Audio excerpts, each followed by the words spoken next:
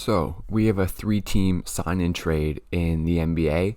The Cavs are acquiring Lauri Markkanen from the Bulls and signing him to a 4-year, $67 million deal, so $17 million a year. They add another young piece. And then the Blazers are trading for Larry Nance Jr. from the Cavs, and they're sending out Derrick Jones Jr. and a 2022 lottery protected first round pick to the Bulls, and the Cavs are sending a 2023 a second round pick to the Bulls. So if I talk about the Cavs first, I guess they add Markkanen $17 million a year. I think they do need a bit of shooting to add to this young core with Jared Allen, obviously a non-shooter, Okoro still working on it. I think Markkanen sort of fits well positionally in that they don't really have a power forward. It'll be interesting to see what their starting lineup is. I would assume it'd be a Garland-Sexton backcourt, but then, Okoro, Markkanen, Jared Allen, and of course Evan Mobley. We have to see who out of those guys start.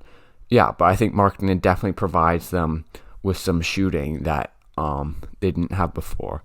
In terms of maybe there's a bit more space for Markkanen to be more of a playmaker in this offense, in that, they don't have too many guys. I think he can have a bigger role than he did, especially the last few years with the Bulls, and can get back to averaging, 15, 16, 17 points a game on, hopefully at least okay efficiency if he's taking spot up threes off of Garland and Sexton stuff, maybe coming off screens, maybe doing a little bit of ball handling, just them running some plays for him and making sure he's involved in the offense and is able to get to do the stuff he wants to. So I think for the Cavs, $17 million a year, it would probably be better if it's like $15 million a year, but I think for someone who's only 24, you get him for 24 through 28, 29.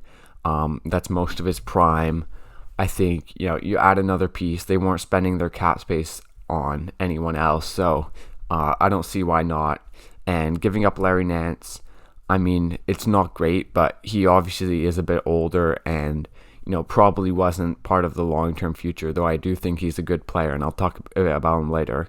I also think this means, they're going to try and get rid of Kevin Love by any means necessary. If I talk about the Blazers next, give up Derrick Jones Jr. and a first-round pick for Larry Nance.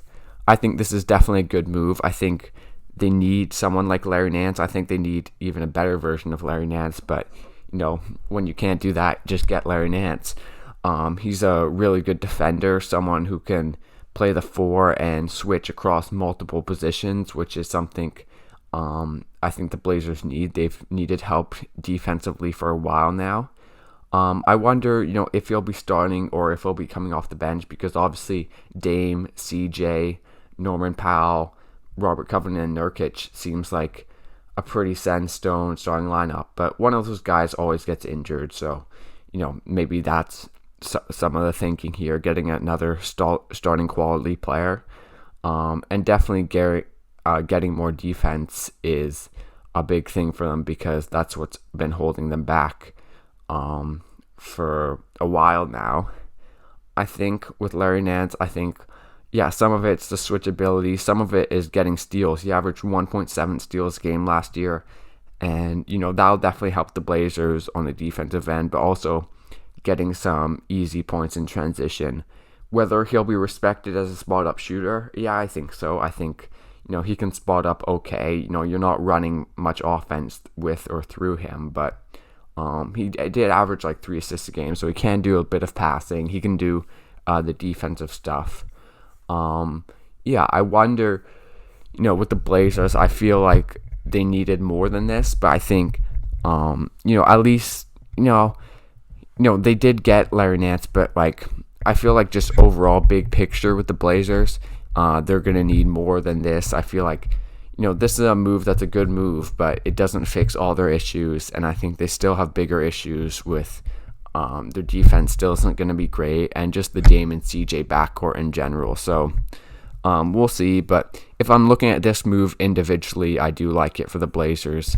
And then if I talk about the Bulls, they get Derrick Jones Jr., who has good athleticism and could be a wingy type player for them. They do need a bit of depth after all those high-end signings they made. And I think to get a first-round pick and a player who can be in the rotation for Markkanen, who is probably leaving anyways, I think is a good move. I think, they've given up so many picks between the Vucevic trade and the DeRozan signing that they need to recoup some stuff. And I think getting a first round pick so that they can keep adding on and getting some young players, because a lot of their first round picks haven't worked out. Markkanen is another one. Now the only one left is pretty much just like Kobe White and Patrick Williams. So they need more picks, and I think this is a good trade for them to get some assets in return for Markkanen, who is probably leaving anyways. So if I were to grade it, I think the Blazers in this move alone probably get the best grade, like a B+.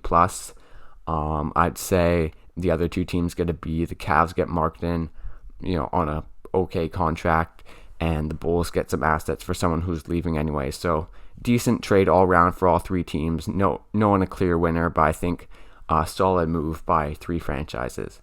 But anyways, thanks for watching this video, guys. Leave a like, subscribe to this channel for more NBA content, and I'll see you guys next time.